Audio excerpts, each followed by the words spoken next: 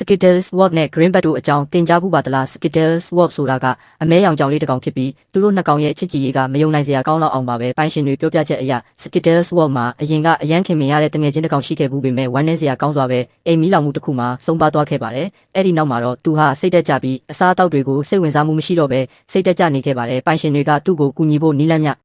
ဖိုးဆောင်ရှာခဲ့ပေမဲ့ဘလို့ကူညီရမှမသိဖြစ်နေခဲ့ပါတယ်တနေ့မနက်မှာတော့အရာအလုံးပြောင်းလဲသွားခဲ့ပါတယ်သူတို့ဟာငွေတကောင်ကကြောင်လေးရဲ့လက်ပင်မှာတက်တောင့်တက်တာနဲ့ရစ်ပတ်ထားတာကိုတွေးလိုက်ရပါတယ်အစပိုင်းမှာတော့သူတို့တုံးလုံးသွားခဲ့ပြီးအဲ့ဒီနှစ်ကောင်အမြန်ဆုံးခွဲခွာသွားလိမ့်မယ်လို့ထင်ခဲ့ပေမဲ့ဖြစ်ရက်ကတော့ပြောင်းပြန်ဖြစ်သွားခဲ့ပါတယ်နောက်ပိုင်းမှာ Greenback လို့အမည်ပေးထားတဲ့အဲ့ဒီငွေဟာကိုစတာရီကာနိုင်ငံကဖြစ်ပါတယ်တနေ့နေ့နဲ့သူနဲ့ကြောင်လေးတို့ဟာအကောင်းဆုံးတငယ်ချင်းတွေဖြစ်တော့အားခဲ့ပြီးအဲ့ဒီအချိန်ကစပြီးဘယ်တော့မှမခွဲတော့ပါဘူး Greenback ဟာ Skittles Swap ရဲ့ level မှာပိုးဝါတစ်ထည်လို့အမြဲလိုရစ်ပတ်ထားတတ်ပါတယ်သူတို့နှစ်ကောင်နေအောင်အောက်မှာအနားယူတဲ့အခါသူတို့ဟာအစားအသောက်တွေတိုက်ခိုက်ခြင်းမရှိဘဲကြွက်တွေကိုတော့အတူတူစားသုံးလေးရှိပါတယ်သူတို့ရဲ့ထူးဆန်းတဲ့ချစ်ကြည်ရေးကလူတိုင်းကိုအံ့အားသင့်စေခဲ့ပြီးတငယ်ချင်းဆိုတာဘယ်နဲ့နမိတ်မှမရှိဘူးဆိုတာကိုသက်သေပြနေပါတယ်